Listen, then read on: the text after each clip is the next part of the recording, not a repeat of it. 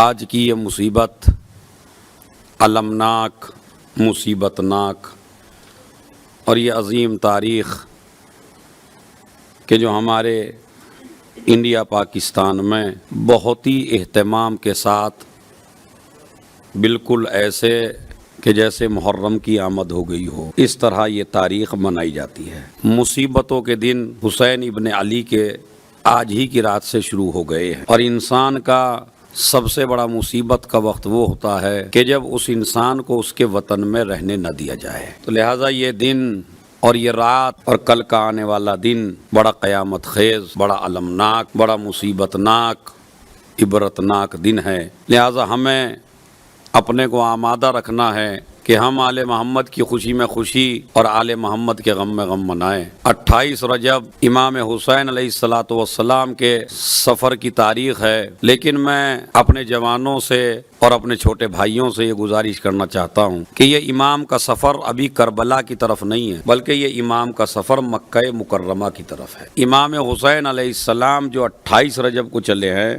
تو وہ کربلا کے لیے نہیں چلے ہیں، آپ مکہ مکرمہ کے لیے چلے ہیں، اس لیے کہ مدینہ بھی حسین کا شہر ہے اور مکہ بھی حسین کے باپ کا شہر ہے۔ دونوں شہر حسین ابن علی کے ہیں، مکہ بھی اور مدینہ بھی، اور ان دونوں شہروں میں ایک شہر نبی سے مخصوص ہے اور ایک شہر وہ ہے کہ جس میں اللہ کا گھر موجود ہے، خانہ کعبہ۔ دنیا کا ہر حاجی خانہ کعبہ جاتا ہے اس کی تعظیم کے لیے، اس کو چومنے کے لیے، بوسہ دینے کے لیے، اس کی طرف رک کر کے نماز پڑھتا ہے، مگر تمام مسلمانوں کی اس بات میں خوشی ہے کہ ہم کعبے تک پہنچے، مگر کعبہ اس پر خوش ہے کہ حسین مجھ تک آئے۔ بس سمجھ رہے ہیں؟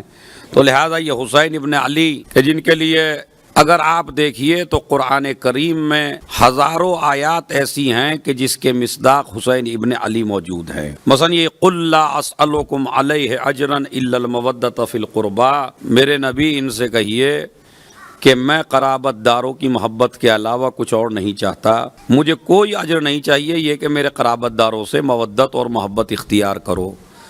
تو ان اہل بیت میں، ان قرابت داروں میں ایک فرد حسین ابن علی بھی ہیں۔ تو میں اپنے موضوع کو یہاں سے اس طرح مخصوص کرنا چاہتا ہوں کہ قرآن کریم نے جس کی محبت کو واجب قرار دیا ہے اسے حسین کہتے ہیں۔ حسین کی محبت انسان کے اوپر واجب اور ضروری ہے اور لازم ہے، اور اگر کوئی یہ چاہتا ہے کہ وہ اجر رسالت کا حق ادا کرے اور اجر رسالت ادا کرے یا رسالت کا حق ادا کرے تو اس کو چاہیے کہ وہ محبت حسین کرے، اس لیے کہ محبت حسین جہاں اپنی شرافت کا ثبوت ہے، وہیں قرآن مجید پر عمل کرنے کا ثبوت ہے، وہیں اللہ کے محبوب اور رسول کے محبوب ہونے کا ثبوت ہے۔ تو لہذا حسین سے محبت کرنا حسین کے لیے فائدہ مند نہیں ہے، حسین سے محبت کرنا تم لوگوں کے لیے مفید ہے، ہر انسان کے لیے فائدہ مند ہے اور ہر انسان کے لیے بخشش کا سہارا ہے۔ اسی لیے پیغمبر اکرم مرسل اعظم حضرت محمد مصطفیٰ صلی اللہ علیہ وآلہ وسلم نے ایک حدیث ارشاد فرمائی جو ہمارے تمام مذاہب فکر میں موجود ہے، تمام مسلمانوں کے یہاں یہ حدیث موجود ہے، حسین منی وانا من الحسین، حسین مجھ سے ہے اور میں حسین سے ہوں۔ اور خالی یہی جملہ نہیں ہے، احب اللہ من احب حسینا وابغض اللہ من ابغض حسینا، حسین مجھ سے ہے، میں حسین سے ہوں، اللہ اس انسان سے محبت کرتا ہے جو حسین سے محبت کرے، اور اللہ اس انسان سے نفرت کرتا ہے جو دل میں حسین کا بغض رکھے۔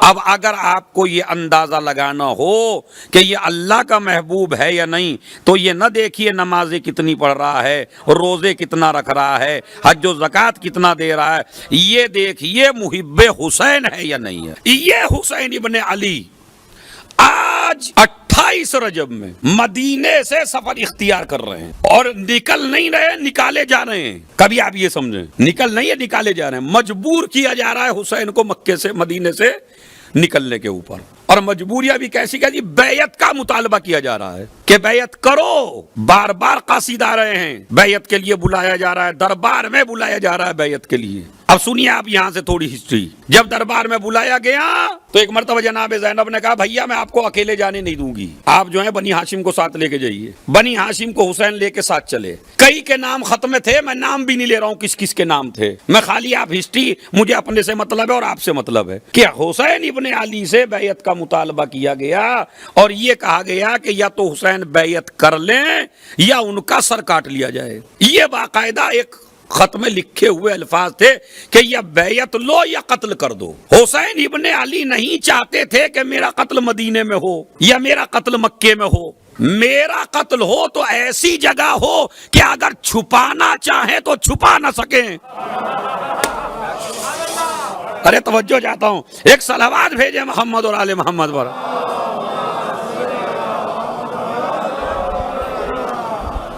اگر میرے قتل پہ پردہ ڈالنا چاہیں تو پردہ نہ ڈلنے پائے. اچھا کبھی کبھی ہمارے جو جوان ہیں ان کے ذہن میں کبھی کبھی ہو سکتا ہے یہ بات, میں نہیں کہتا ہوں, یہ نہیں کہہ رہا ہوں آتی ہے, ہو سکتا ہے زمانہ کچھ اور ترقی کرے اور ترقی یافتہ کے ذہن میں یہ بات آ جائے ارے بھائی کیا تھا اگر چھپ ہی رہ جاتے تو.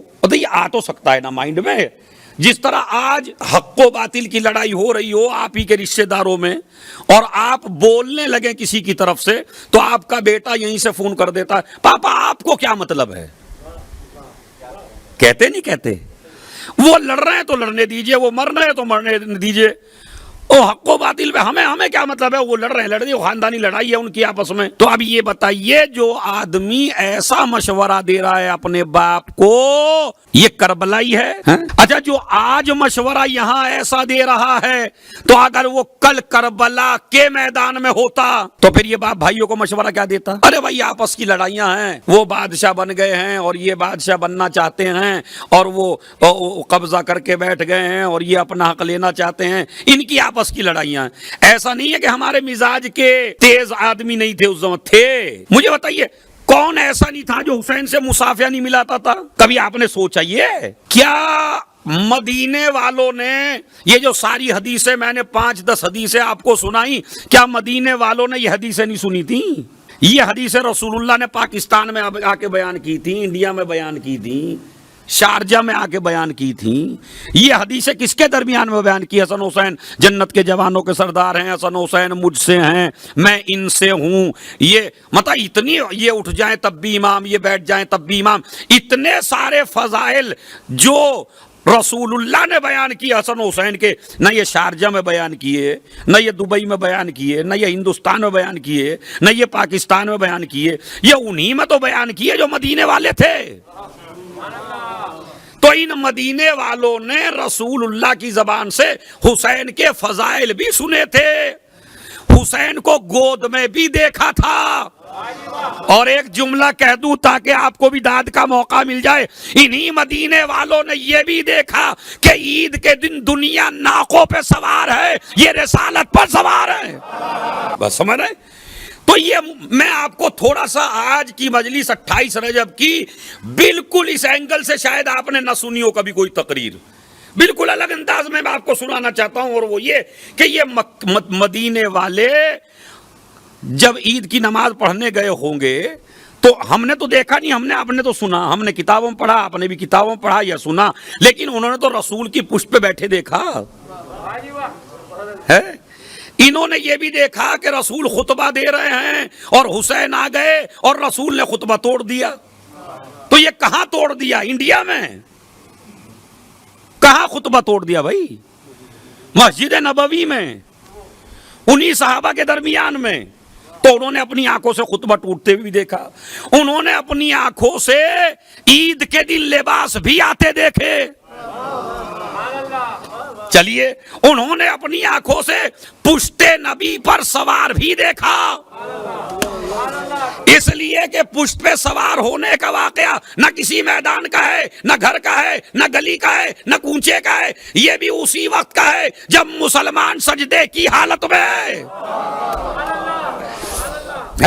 کہاں کا واقعہ ہے یہ کہ رسول اللہ سجدے میں ہیں اور حسین پشت کے اوپر بیٹھے ہیں. کہاں بیٹھے ہیں؟ میں آپ سے جو بار بار پوچھ رہا ہوں تاکہ میرے ساتھ آپ متوجہ ہو جائیں اور پہچانیں کہ اگر فکر حسینی نہیں بنے گی تو ماتم کرنے سے بھی حسینی نہیں بن سکتے، مجلس میں آ کے بھی حسینی نہیں بن سکتے، امام بارگاہ کو چوم کے بھی حسینی نہیں بن سکتے، اس لیے کہ جب وہ حسینی نہ بن سکے جو امام کے ہاتھ چوم رہے تھے۔ ایک صلوات بھیجے محمد اور آل محمد پر۔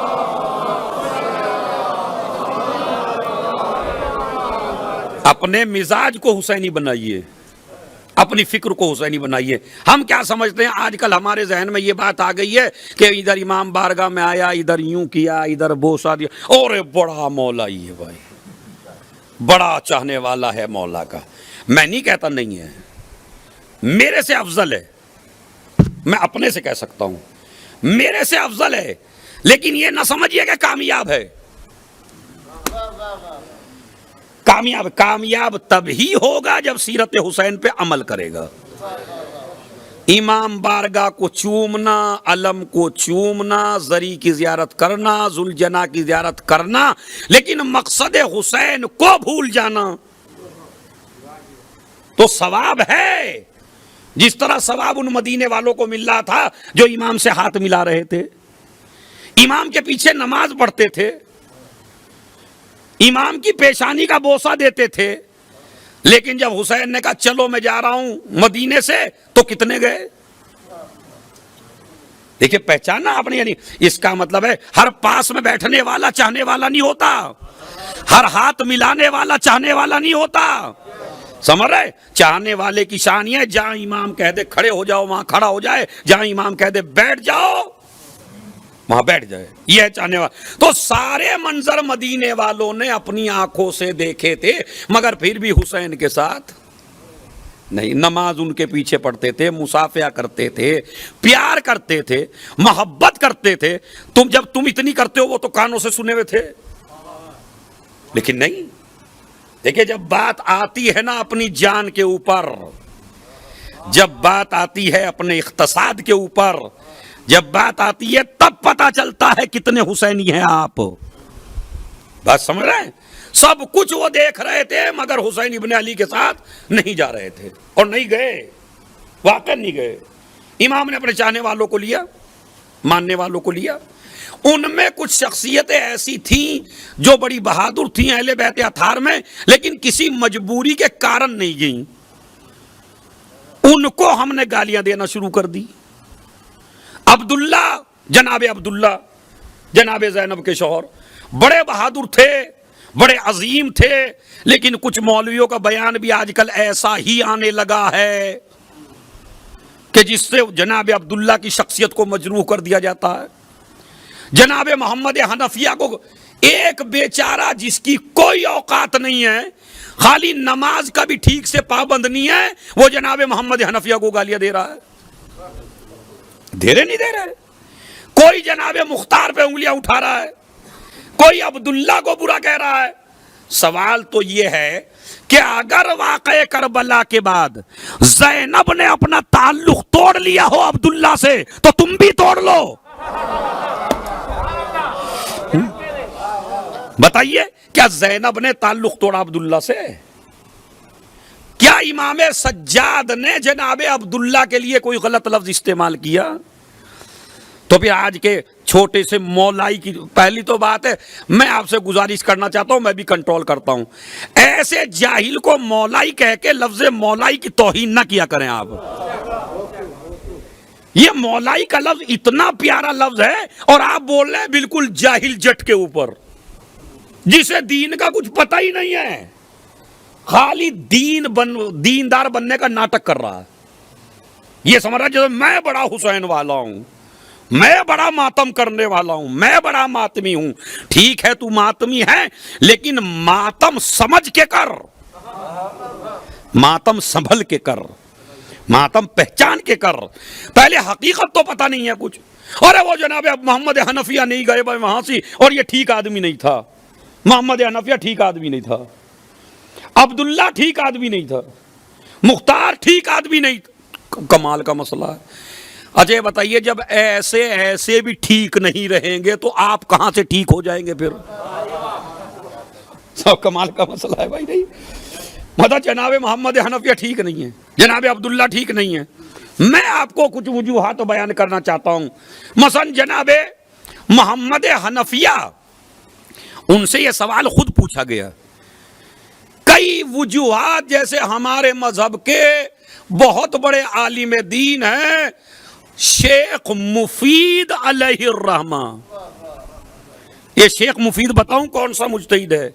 جس کے پاس خود امام خط لکھا کرتے تھے، امام زمانہ جس کے پاس خط لکھا کرتے تھے۔ اور یہ وہی شیخ مفید ہیں کہ جن کے پاس جو ہے سید مرتضیٰ اور سید رضی کی ماں خواب دیکھ کے جب اپنے بچوں کا داخلہ کرانا ہوا تو شیخ مفید نے دیکھا جیسے جناب زہرا میرے خواب میں آئی اور کہتی ہے میرے حسن و حسین کو تعلیم دو، تو کہتے ہیں میں پوری رات ہو گئی، میں نہیں سویا، بھلا میں اپنے اماموں کو تعلیم کیسے دے سکتا ہوں؟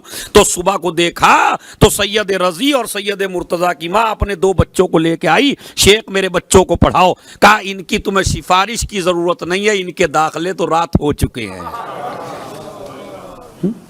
سید رضی جنہوں نے نہج البلاغہ، سید مرتضیٰ بڑے مجتہد، بڑے عالم، یہ 2 بھائی جن کی زندگی میں یہ موجود ہے کہ انگوٹھی کے بارے میں یا کتاب کے بارے میں اختلاف ہو گیا تو ایک بھائی نے کہا میں لوں گا، ایک بھائی نے کہا میں لوں گا، تو ایک بھائی نے کہا اس کتاب کو وہ لے گا جس نے مکروہ کام نہ کیا ہو، تو دوسرا بھائی کہنے لگا اس کتاب کو وہ لے گا جس نے مکروہ کا ارادہ بھی نہ کیا ہو۔ ارے توجہ چاہتا ہوں، مکروہ کا ارادہ بھی نہ کیا ہو۔ اب اندازہ لگائیے جن کے غلام اتنے پاکیزہ ہو،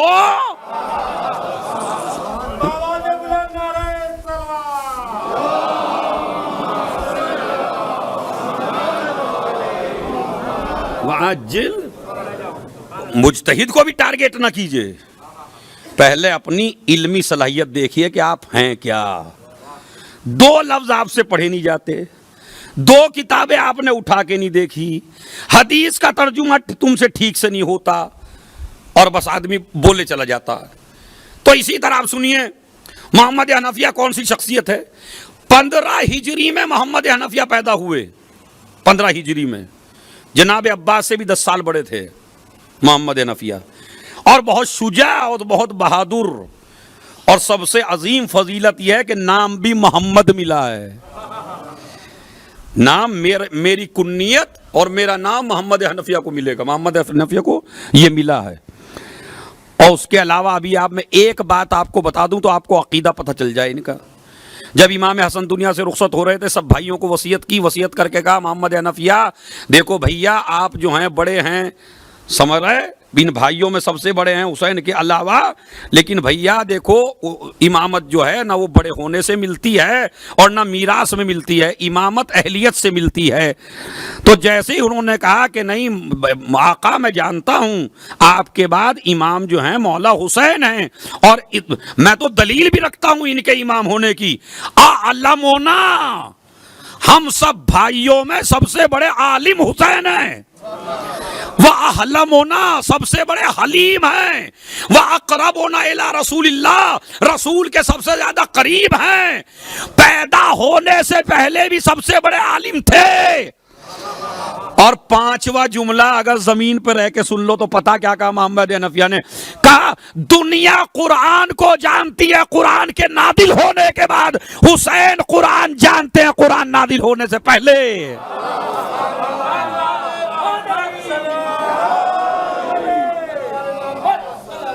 اللہ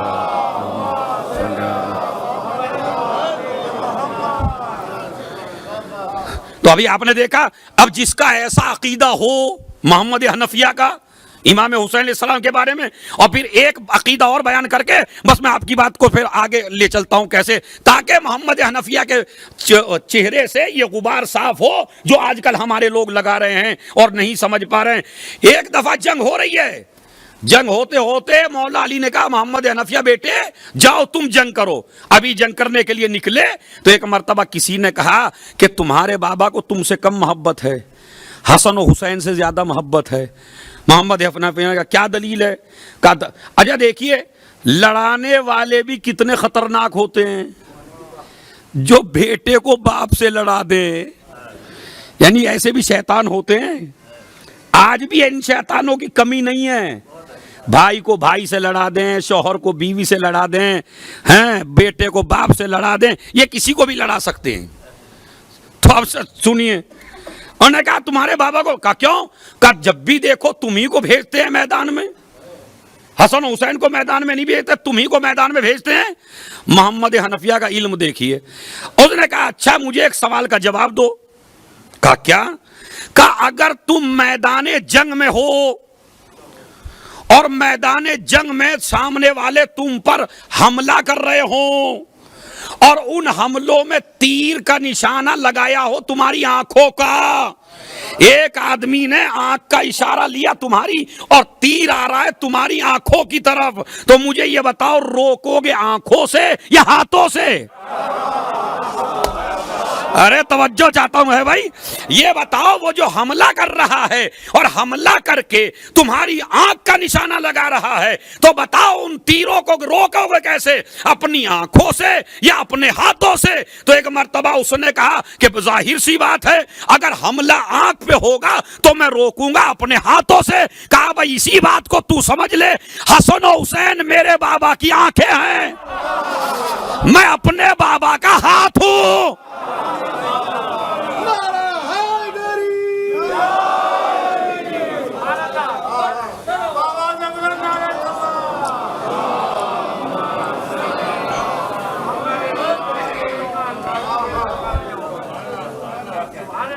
ایک صلوات اور بھیجیں محمد علیہ محمد.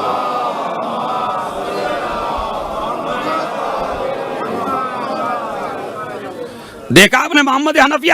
یہ بتائیے میں نے دو چیزیں آپ کو بتائیں خالی محمد حنفیہ کے بارے میں, جس کا عقیدہ ایسا ہو اور جو اتنا بڑا شجاع اور بہادر ہو کہ علی کے سامنے بھی جو جنگ کر چکا ہو, تو وہ امام حسین کو چھوڑ سکتا ہے ایسے؟ اب میں بتاتا ہوں وجہ کیا تھی کیوں نہیں گئے. 3 وجوہات ہیں. پہلی وجہ تو لکھی شیخ مفید اسی عالم دین نے, جس کا میں نے اتنا بڑا آپ کو حوالہ دیا, شیخ مفید علیہ الرحمہ کا. شیخ مفید علیہ الرحمہ کو خط لکھا تھا امام علیہ السلام نے کہ اگر اے شیخ مفید, اگر ہم 1 منٹ کے لیے بھی تم سے اپنی نظریں اٹھا لیں تو زمانہ تم کو پیس کے رکھ دے. یہ ہم ہیں جو آپ کو باقی رکھے ہوئے ہیں. ہم یہ گمان کر رہے ہیں ہم آل محمد کا تذکرہ کر کے آل محمد کو باقی رکھے ہوئے ہیں, آپ الٹا سوچ رہے ہیں. آل محمد ہمیں باقی رکھے ہوئے ہیں, اور یقین نہیں آتا تو ذکر حسین چھوڑ کے دیکھ لیجئے. یہ تم انہیں زندہ نہیں رکھے ہو, یہ آپ کو زندہ رکھے ہوئے ہے. تو انہوں نے یہ جواب دیا کہ اصل میں وجہ یہ تھی, بعض علماء نے جیسا علامہ علی نے لکھا کہ مریض تھے, راشا پیدا ہو گیا تھا بدن میں. تیسرے عالم نے لکھا آنکھیں کچھ کمزور ہو گئی تھیں اور جہاد میں ایسا آدمی چاہیے جس کی آنکھیں تیز ہوں, اس لیے محمد حنفیہ کو نہیں لے گئے. 2 وجوہات, راشا ہو گیا 1, آنکھوں کی بینائی تھوڑی کم ہو گئی تھی 2. جناب عبداللہ کی سیم پوزیشن یہی ہے, وہ بھی نہیں گئے. مگر جناب زینب سے انہوں نے چلتے ہوئے کہا یہ 2 بچے لے جاؤ. تو جس کے نائب کی شکل میں اونو محمد ہوں, اس پہ بھی آپ کیوں بول رہے ہیں بھائی ممبروں سے؟ چلیے تیسری وجہ جو بڑی عجیب بیان کی شیخ مفید علیہ الرحمہ نے, انہوں نے یہ کہا کہ خود امام نے فرمایا کہ تم کو یہاں رہنا ہے, اے محمد حنفیہ تم کو یہاں رہنا. کیوں؟ اب میں وہ عبارت پڑھتا ہوں, علامہ مجلسی نے لکھی, اور لکھی کس نے؟ شیخ مفید نے. اما انتا یا اخی فلا, سب جائیں گے مگر میرے بھائی تو نہیں. کیوں؟ علیکا ان تقیم بالمدینہ, تیرے اوپر واجب ہے مدینے میں رہنا. فتکون لی عینا لہم, تم ان کے اوپر میری طرف سے رہنما بن کے رہو. این کہتے ہیں جاسوس کو, دلیل کو, یعنی میرے جاسوس بن کے, میری دلیل بن کے, میری طرف سے ہادی بن کے تم یہاں پہ رہو. ولا تخفی انی شیئا من امورہم, اور ان کے امور میں سے کوئی چیز مجھ سے نہ چھپانا. جیسے جیسے مدینے کے حالات ہوتے رہیں ویسے ویسے تم مجھے بتائے بتاتے رہنا.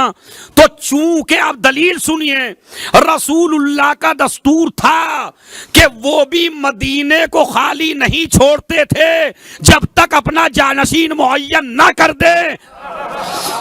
رسول نے فرمایا حسین مجھ سے ہے, میں حسین سے ہوں.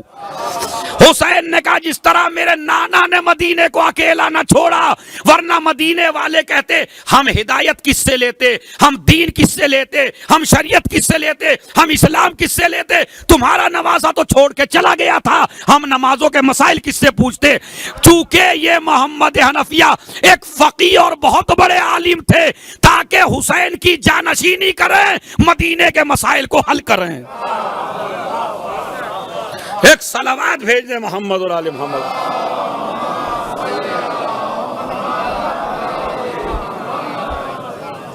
ایک صلوات اور بھیجیں بآواز بلند.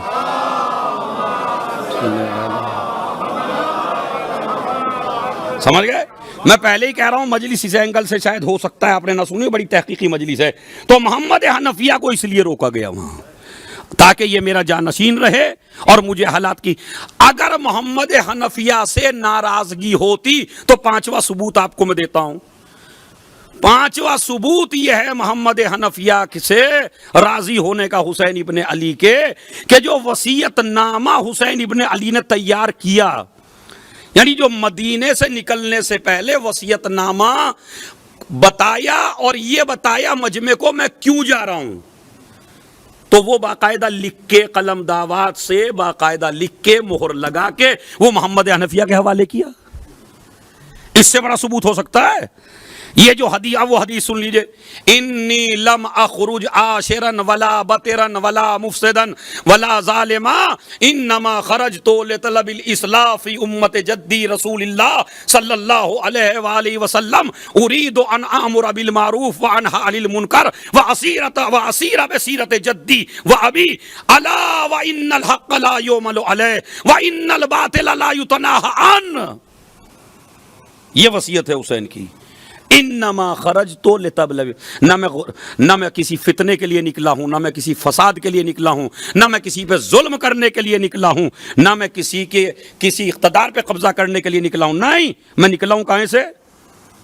نہ فساد کے لیے, نہ تکبر کے لیے, کسی چیز کے لیے نہیں. انما خرجت لطلب الاصلاح, میں اپنے نانا کی امت کی اصلاح کے لیے نکلا ہوں. کیا کروں؟ اريد ان امر بالمعروف, میں یہ چاہتا ہوں کہ میں نیکی کا حکم دوں, یہ چاہتا ہوں برائی سے روکوں. کیوں؟ اس لیے کہ اب برائی سے روکا نہیں جا رہا ہے, اب نیکی کا حکم نہیں دیا جا رہا ہے, اور میں چاہتا ہوں اپنے نانا کی اور اپنے بابا کی سنت پر عمل کروں.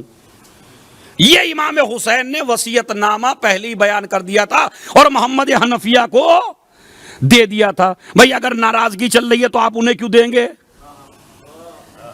صحیح ہے.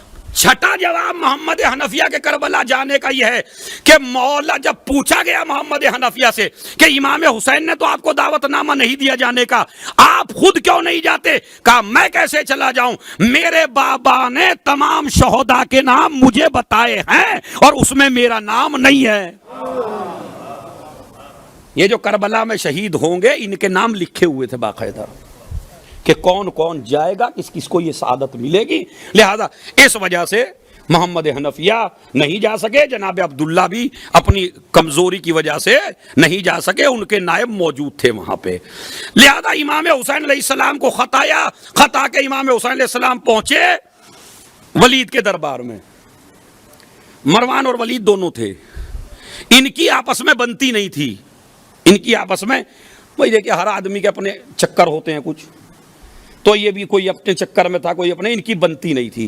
لیکن جیسے ہی امام کا مقابلہ ہونے لگا تو دونوں ایک ہو گئے. مجھے بتائیے امام کو گھبرانا چاہیے نہیں گھبرانا چاہیے؟ بھائی دو طاقتیں ایک الگ الگ تھیں, میرے سامنے دونوں ایک ہو گئیں. جیسے ہی امام نے دربار میں دونوں کو بیٹھے ہوئے دیکھا تو فرمایا الحمدللہ الذی اصلح ذات بینکما, تمام تعریف اس اللہ کے لیے جس نے تمہارے درمیان صلح کرا دی. اگر کوئی اور ہوتا تو گھبرا جاتا. کہا جس کا توکل فوجوں پر ہوتا ہے وہ گھبراتا ہے, جس کا توکل خدا پہ ہوتا ہے وہ کسی بھی فوج سے نہیں گھبراتا، اور یہ ایک پیغام دیا دربار میں تمام شیعوں کو، جو حسین اپنے دشمنوں میں اختلاف برداشت نہ کر سکے وہ اپنے دوستوں میں لڑائیاں کیسے برداشت کرے گا؟ صلوات بھیج دیں محمد اور آل محمد۔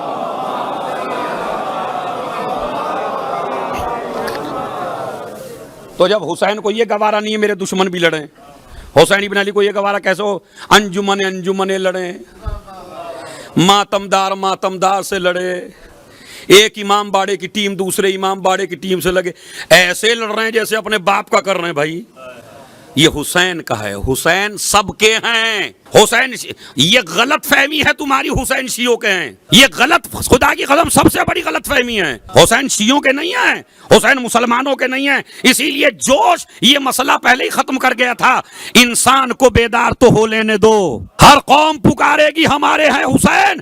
ارے جوش، تو نے کتنا بڑا جملہ کہہ دیا، انسان کو بیدار تو ہونے دو، مسلمان کو نہیں، شیعوں کو نہیں، مومن کو نہیں۔ اس لیے کہ جوش بتانا چاہتا تھا حسینیت کا تعلق ایمان سے نہیں ہے، انسانیت سے ہے۔ اب جو انسان ہوگا وہ حسین کو مانے گا۔ اسی لیے کون سا مذہب ہے جو حسین کو نہیں مانتا؟ دنیا میں جو خدا کو نہیں مانتے وہ حسین کو مانتے ہیں۔ اسی لیے چونکہ حسین نے قربانی دی اللہ کی توحید کو بچانے کے لیے، تو اللہ نے کہا کہ اگر پوری دنیا بھی اب طاقت خرچ کر لے گی مگر تیرا ذکر میں مٹنے نہیں دوں گا، گلی گلی تیرا تذکرہ ہوگا، کوچا کوچا تیرا تذکرہ ہوگا، ملک ملک تیرا تذکرہ ہوگا، کوئی جگہ ایسی نہیں ہے جہاں حسین کا تذکرہ موجود، مگر یہ ہم نے باقی نہیں رکھا ہے، اسے خدا نے باقی رکھا ہے۔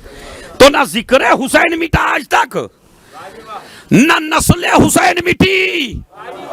ارے شارجہ والوں، میں نے تو بڑا اعتبار کر کے جملہ کہا تھا، نہ ذکر حسین مٹا نہ نسل حسین مٹی۔ ہونا تو یہ چاہیے تھا جن لوگوں نے کربلا میں سب کو قتل کر دیا تھا ان کی نسلیں آج تک باقی رہتی، اور جس نے سب کچھ قربان کر دیا تھا اس کی نسل اب تک نہ ہوتی، مگر واہر کرم خدا